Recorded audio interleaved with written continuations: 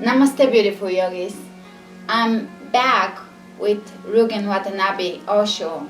As I promised, I brought your questions to him and I will ask your questions today. I'm thankful, Osho, for you having us today.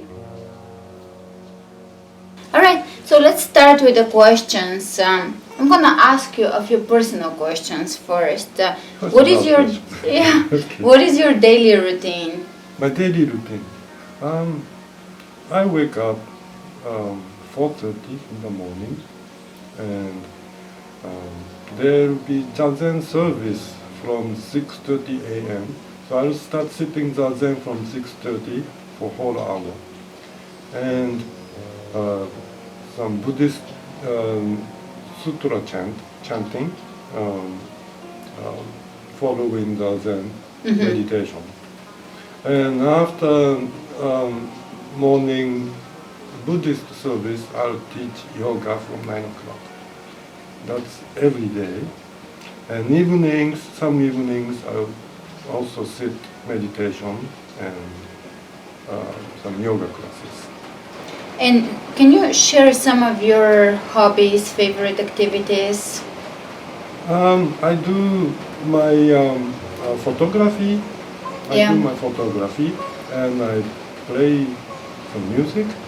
Those are my major hobbies. You want to call it hobby, or it's part of my meditation. Yeah. What kind of music do you play? Basically, I play New Age music. That the music that I play in my yoga class, that's my music. You do play music during yoga? I do sometimes play the music. Yeah. And someone asked, is it acceptable to play New Age music during meditation, or is it better to keep it complete silence? Well, during the meditation, it is better complete silence. Yeah. Because your mind will take to the music, to the sound. And would there be any benefit to doing both types of? Far as say zazen meditation, it is not really beneficial to listen to something, because your mind is going to go. Yeah. Okay. Your mind wants to go in. Yes. Okay. Yeah. And what kind of instruments do you play? I play synthesizer. For my New Age music. Yeah. I play some guitar.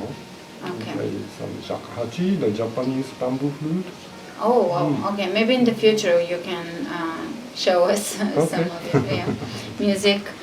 And also in the future, would love if you teach us a meditation class or how to do meditation. Yes.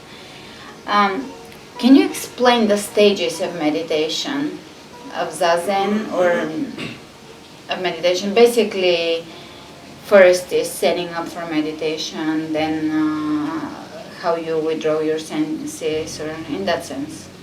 Basically, the stage of meditation? Yeah, the different level stages of the practice.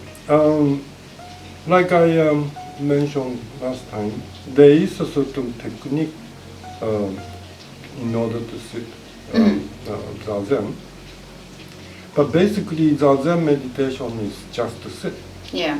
So nothing difficult. All you have to do is just to sit. Yeah. But it is difficult just to sit because your thought is coming in. So there is certain techniques, like I mentioned last time, which is the like a susoktam practice, counting breath. Yeah. That kind of techniques. So is this something a complete beginner, someone that has never done meditation, is this something that a complete beginner can do, counting breath? Yes, that is, it is easier to start with counting breath. It is, as you know, it's so difficult just to sit without any thought. Yeah. So there are certain aids to that. And what type of music do you listen to?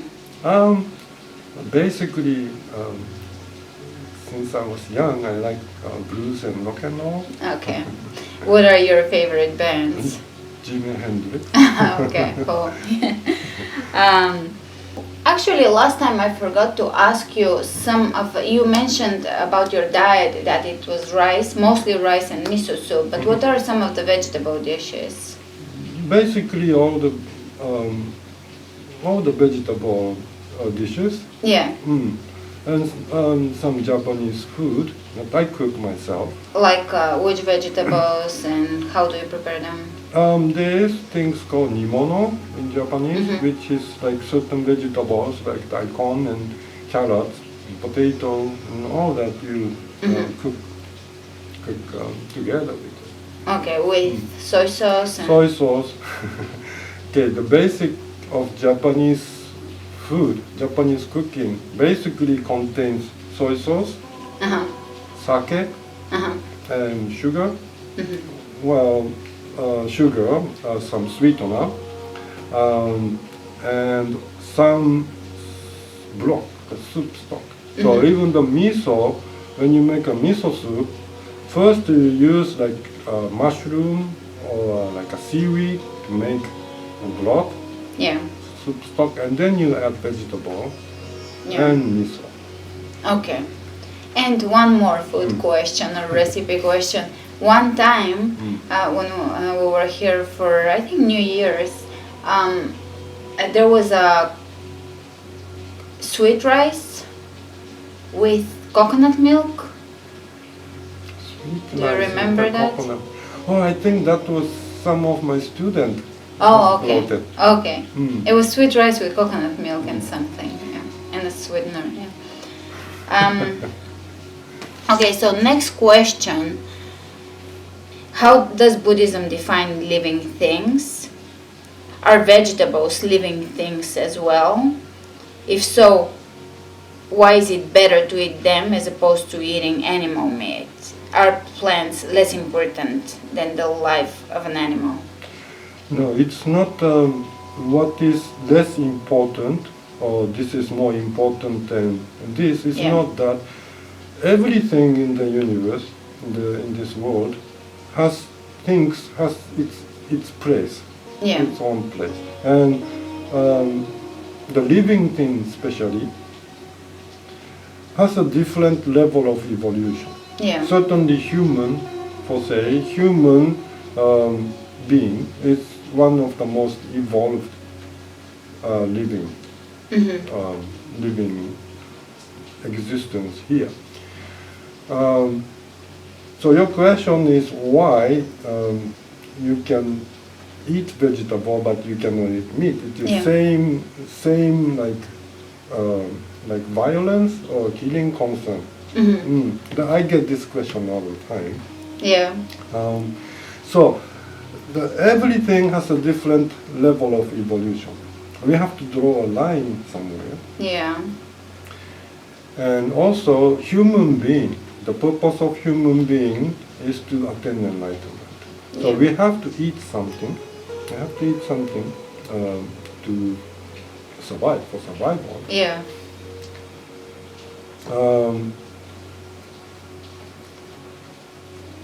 Everything, the evolution is different. The God is provide us something to eat, which is vegetable. Grains, rice, and all those things.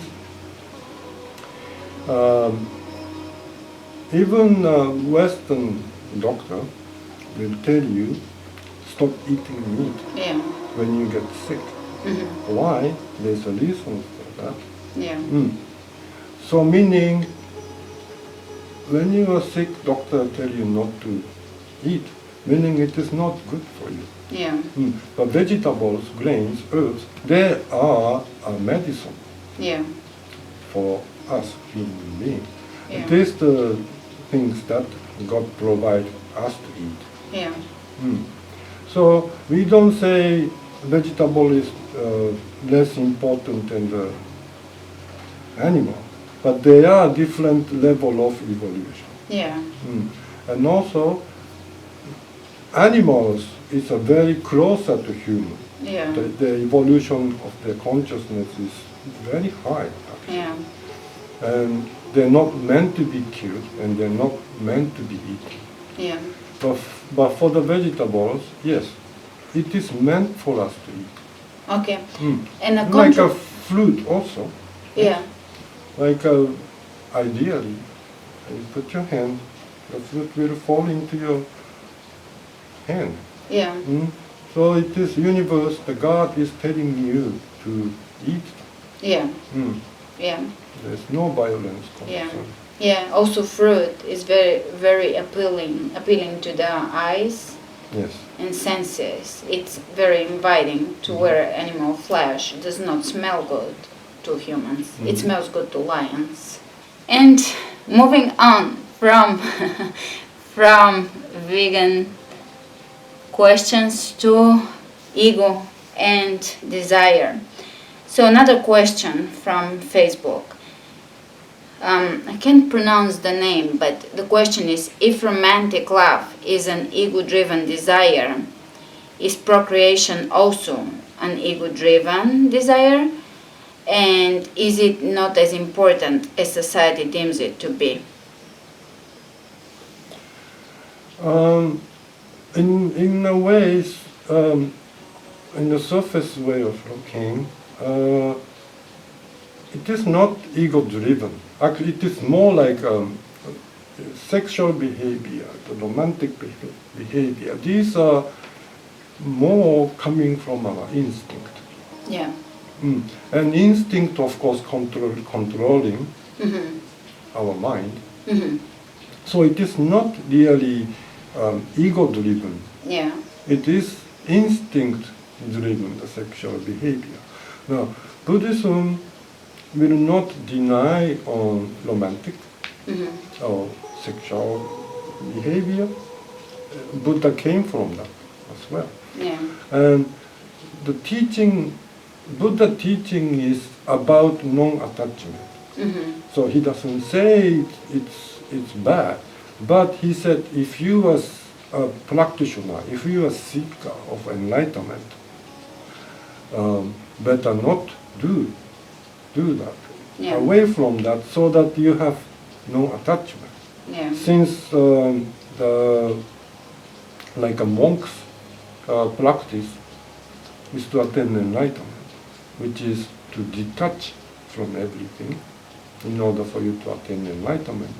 Therefore, it is better not to have those behaviors. But if a person, to expand on the question, if a person has children or a child, could they attain enlightenment? Yes, you can.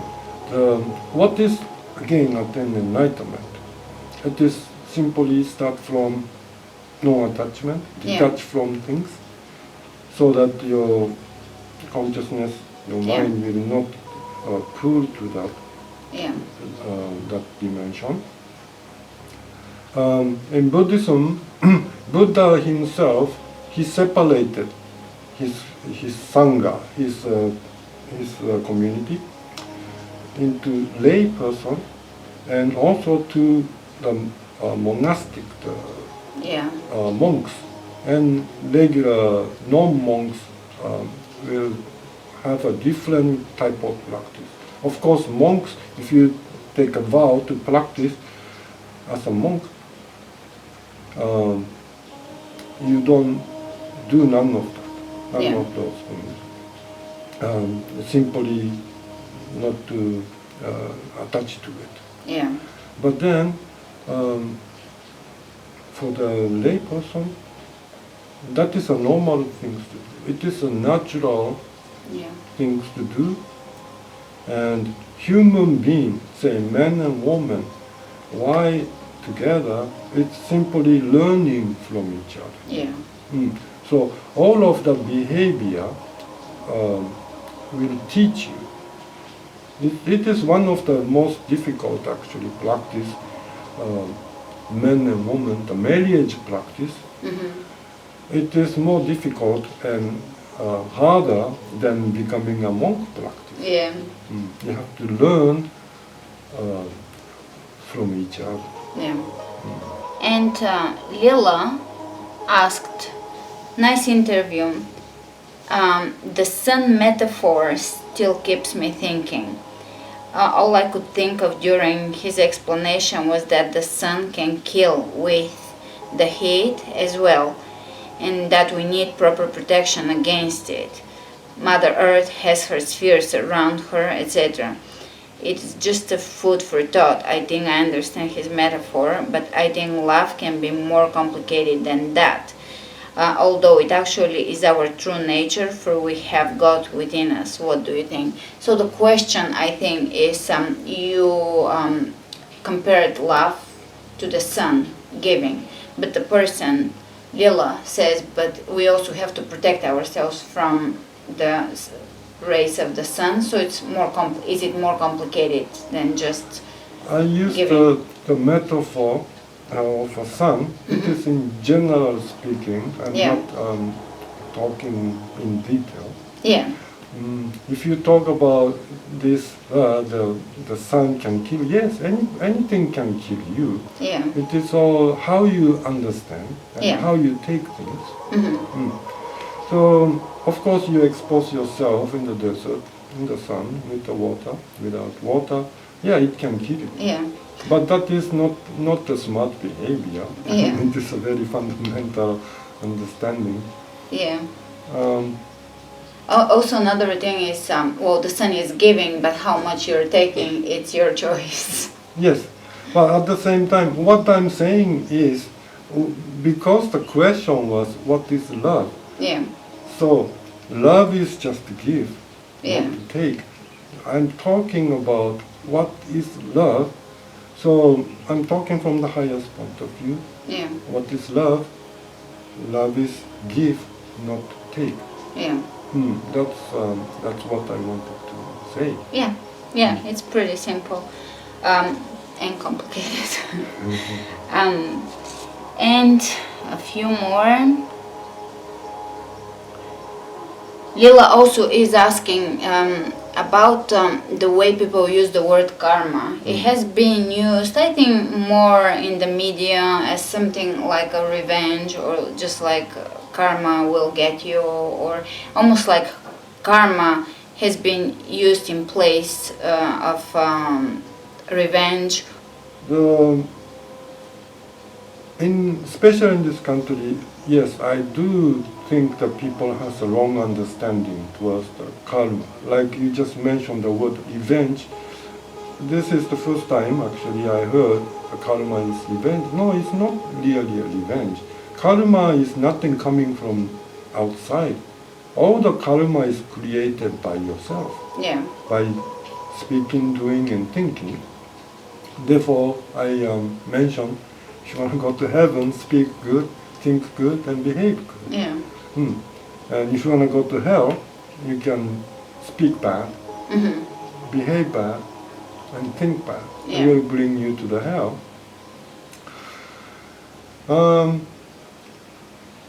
The karma is, again, it's all your behavior.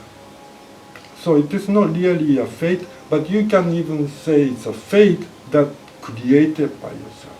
Yeah. So it's nothing coming from outside, and it is not a bad concept. It's not a bad energy concept, because there is such a thing called good karma. Yeah. If you create good, then it comes to you as a good result. It's like a cause and effect. Yeah. Yes? Does it stop you from attaining enlightenment, good or bad karma? Okay, then here we have to think what is good and what is bad. In general, bad and good, yes. But then good and bad, it's also matter of how you understand it, how you take it. Yeah. Certain things good for certain people, but it could be bad thing for, at the same time, for another person. Yeah. So in that way, there's no such thing as good or bad. Yeah. It's all coming from your understanding, how you understand, how you take it. Yeah. And also another question, are there stages of enlightenment? Do you ever attain enlightenment, or is it not a process that continues? Once you get to one level, there isn't the next. Okay, what is the meaning of enlightenment? Again, the enlightenment is simply self-realization. Yeah. To realize your eternal self. That is the enlightenment. So, in a way, there is no stage of enlightenment. So, no, once you attain it, isn't there something beyond that? No, once you attain enlightenment, that's gonna be it. That's okay. And this is a little different direction. What is the Buddhist opinion of individuals born with disabilities? My life's work is serving children with severe disabilities, and my opinion is that they're closer to enlightenment and that they choose this difficult incarnation to be teachers of compassion. It's possible in that way, but again, the karma, this disability, all that, you born with that, again, it's nothing here is coming from somewhere else. Everything is coming from you. So, if you born with the disabled, that is the person's individual karma to be in that situation. That doesn't mean that the person is bad. But any suffering you have, it's coming from your karma. Yeah. And now, that doesn't mean that the people who born normally, that doesn't mean the person is a bad. He has the karma to learn in certain dimension.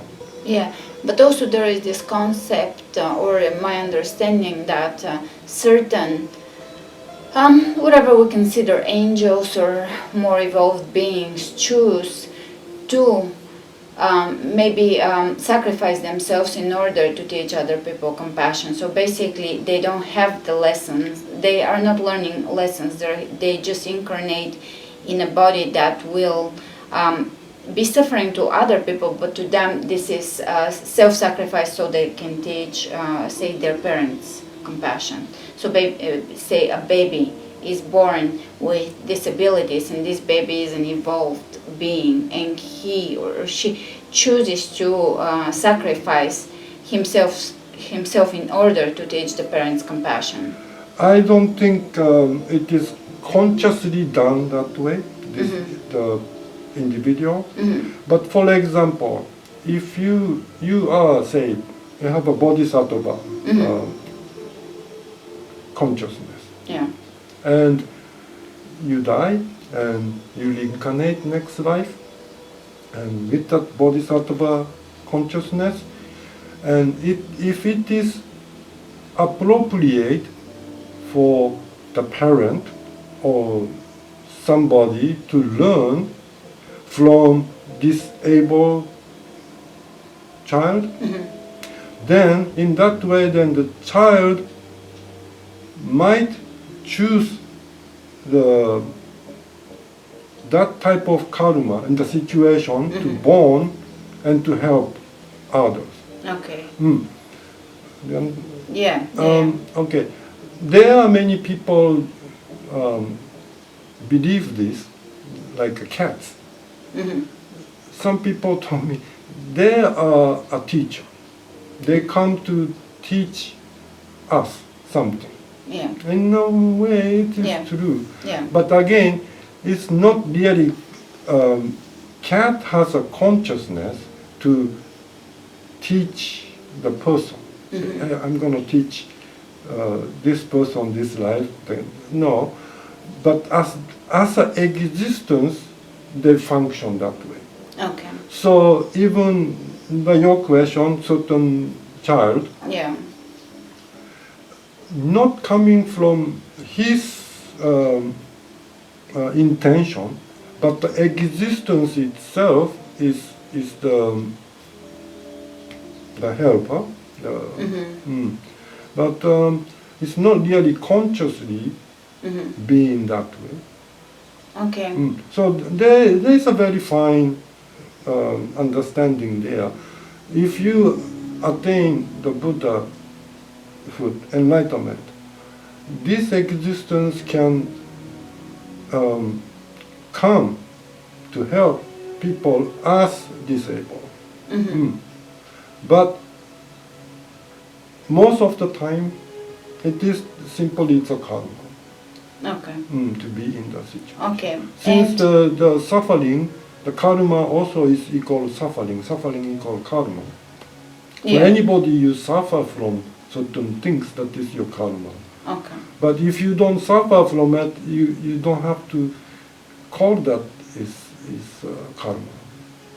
So in the Buddhist perspective, we do not, in between lives, when we're about to be incarnated again into the next life, we do not choose the setting or the parents or the karmic lessons that will best benefit us. Do we choose them or we don't in the Buddhist perspective? We don't choose. Again, if you are enlightened, consciously, very enlightened being, then he will choose. Okay. Yeah. Yes, but Okay. most of people are not enlightened. Yeah. So reincarnating in according to the karma. Okay. Okay. And what is the bodhisattva? Bodhisattva is okay. In Buddhism, bodhisattva is one below Buddha, but that doesn't mean it's below Buddha. It's again, it is already attained enlightened. Bodhisattva understanding is once you attain Buddha, then you don't need to reincarnate anymore. Okay. So you are qualified not to come back to the material realms. But Bodhisattva has already attained enlightenment. He don't have to come back to this earth. He can enjoy his Buddha. Yeah. Existence, but because from the compassion and mercy and compassion towards every sentient being, the bodhisattva comes back as a bodhisattva to help others. So can a disabled child be a bodhisattva? Yes, could be a bodhisattva. Okay. Yes, but Okay. again, it's consciously done or not consciously done. That also makes difference. Yeah. So it's different. And okay, so those are the. I will wrap up with those questions and ask you a few more personal questions. Personal question. Yeah. So how did you? Can you tell us how you actually came to America, or your personal path to your personal path? How did you get on a spiritual journey or path? Come to America? Yeah. Basically, yes. Especially that time, I was my 20, very early 20. I had full of bodhisattva consciousness. I wanted to help others, and what have presented me is through Buddhism, through Oriental teaching, try to help people through that. And that was my understanding, that was my consciousness, bring me to America. To bring the To teachings, teaching yes. from the And how Orient. did you? Were you born into? Well, most of people in Japan, as you born as a Japanese, you automatically Yeah. Buddhist. or Shinto. Did you grow up being a spiritual child? Well, I was growing up just regular kid. But yes, I did have a lot of interest in Oriental philosophy, martial art, things like this. What kind of martial arts did I you used to practice? practice Goju style, karate. Can you tell us a little more about you coming to America and how your path unfolded here? I came here 1979. Okay. 79, so a little over 30 years Okay. in this country. And again, I just wanted to, well, whatever I see was miserable, both in Japan or here. I wanted to do something about it. Okay. And the answer I found is through meditation, through religious, spiritual practice, teachings will help others. Okay. And since what is the meaning of helping others? It's not helping others by giving money to the poor or helping, no, that is also helping, but the real meaning of helping here is to lead people into enlightenment. Show people that you are the eternal self.